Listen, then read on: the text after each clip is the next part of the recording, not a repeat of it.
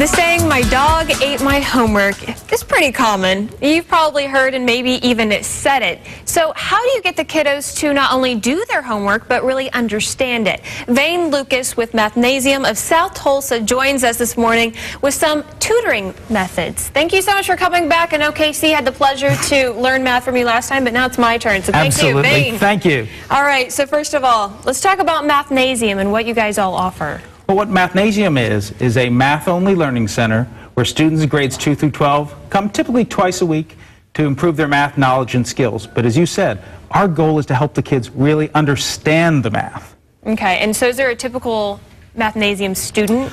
Actually, no. We work with an incredibly wide range of students. First of all, we work with students from all over the Tulsa area. We've got kids from 12 different public school districts, plus 8 different private schools and homeschool students.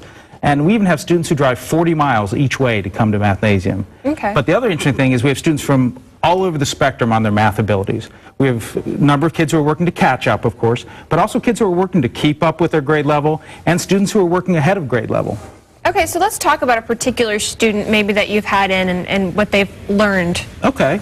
Well, I'll tell you about an algebra student. Okay. We had a young lady. She was taking algebra last year, and she was actually taking it for the second time. She had failed it the first time. And when I did an assessment, I found out that she had some significant holes, but her confidence was also very low. And so as we do with our high school students, we spent half the time working on building the skills she was missing, and the other half on her current homework. And as we went through the year, her confidence grew, her performance got better, which helped her confidence grow more, and her performance get even better.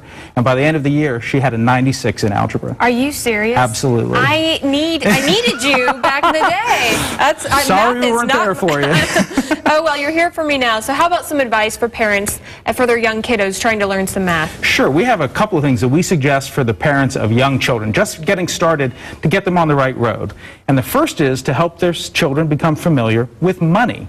Just using money, using coins, buying things. You're right. The tooth fairy. Exactly. It's very helpful because it's very helpful for students that by second grade they should be familiar with all the coins. They should know what a penny, a nickel, a dime, a quarter, a half dollar, and a dollar are.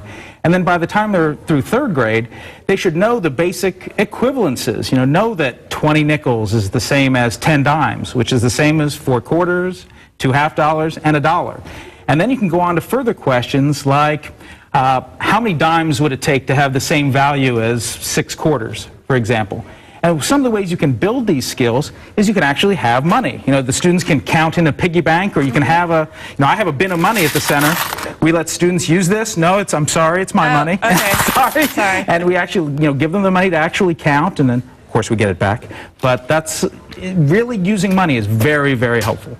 And then the other thing we suggest for parents is helping their kids learn to tell time. Yes, and that's very important. On an analog clock, a round clock. I remember this. Yes. Grade school. As opposed to a digital clock.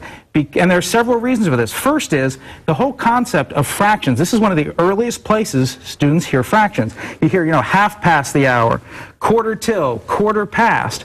These are fractions in everyday life, and you don't get these on a digital clock. Another reason is the whole concept of clockwise versus counterclockwise. If you're used to using a round clock, of course, those are intuitive. They make perfect sense. But if you only use digital clocks, there's nowhere to learn what clockwise and counterclockwise means. You might end up turning that bolt the wrong way, which could be a problem. And finally, a clock provides great opportunities to get used to thinking in groups of numbers. Like to count the minutes, you count in groups of 5. But you also get used to counting in 15s and 30s, and it's very easy to visualize them on the clock.